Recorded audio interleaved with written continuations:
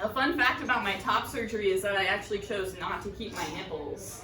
I told the surgeon just to toss them out with the garbage. They're floating around in the Pacific trash heap somewhere right now. Bon voyage, brothers.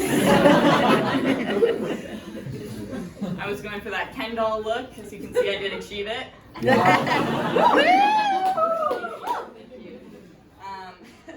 I had a number of reasons for not wanting nipples. The first one, it was a little bit superficial, and I do say this with all the love in my heart for my trans siblings, I really do.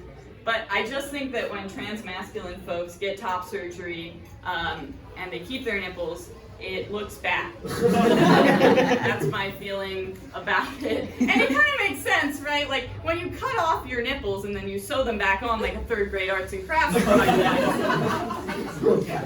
it doesn't look awesome. I think it kind of ends up looking like dried up little pepperoni. That's just me. Personally, I don't want to look like a day-old pizza. It's not really my vibe, but if it's yours, I don't want to yuck your yum. You know, that's fine. The other reason that I decided not to keep my nipples was that I actually had kind of severe nipple dysphoria. This is like a thing for me, I guess. I haven't heard of anyone else having this, but I really didn't like it. Hated it when I got cold and they would get all pointy. It's not my vibe. And they were just pointy little reminders of my tits, which I also hated. So it was a whole thing. Anyway, I decided I gotta go. The whole apparatus, not good.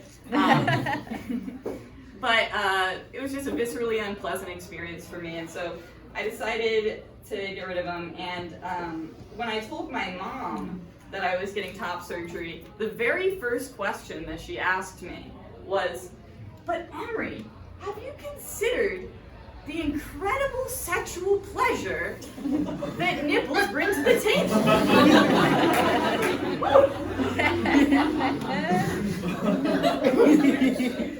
And the answer, of course, was yes, I have considered that. And no, they don't really bring that pleasure to my table, personally. But I did learn that they bring that pleasure to her table. In such a way that she cannot imagine a table without them.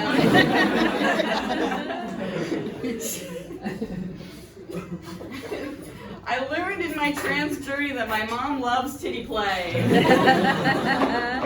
Cannot imagine a world without it. So that was a fun little bit of my trans journey. Not great, not great.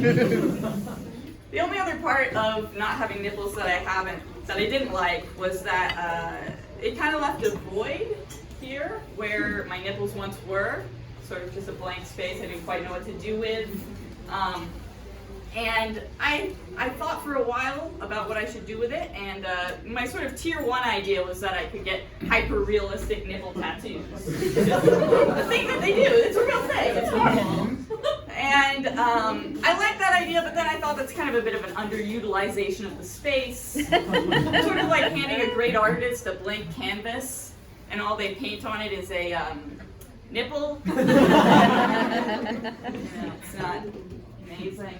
Then I started to think maybe there's some things that I like more that would express my personality more with these nipples tattoos. And so I started thinking I could put dogs there, or weed leaves, or dildos, or pictures of my mom and dad. I don't know.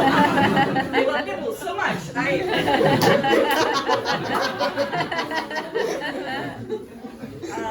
But none of that really clicked. Nothing felt quite right until I came up with the best idea I've ever had. It was so good, it was so unique, it was perfect, and it was useful above all.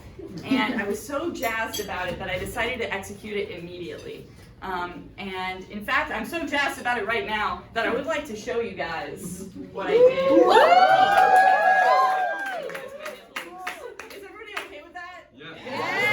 If you don't pretend you can wiggle your way out, it will be transphobic, but everyone will see that you're shitty, but you can go. I'm not going to Louis C.K. you. You can go.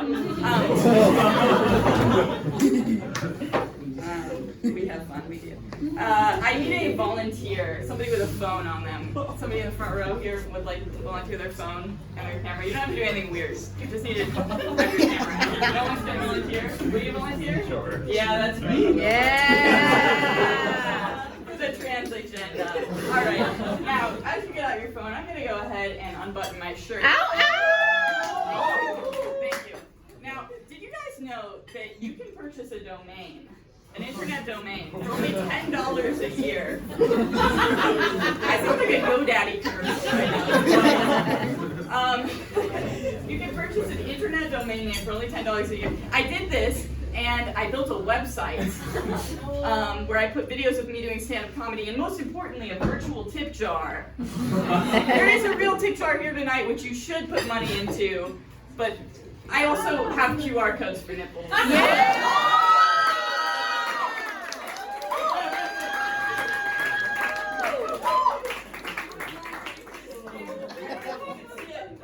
The light is not good. The light's not good. Oh yeah, thank you so much. You can tell everybody what the URL is of that website. Emery's nipples.com.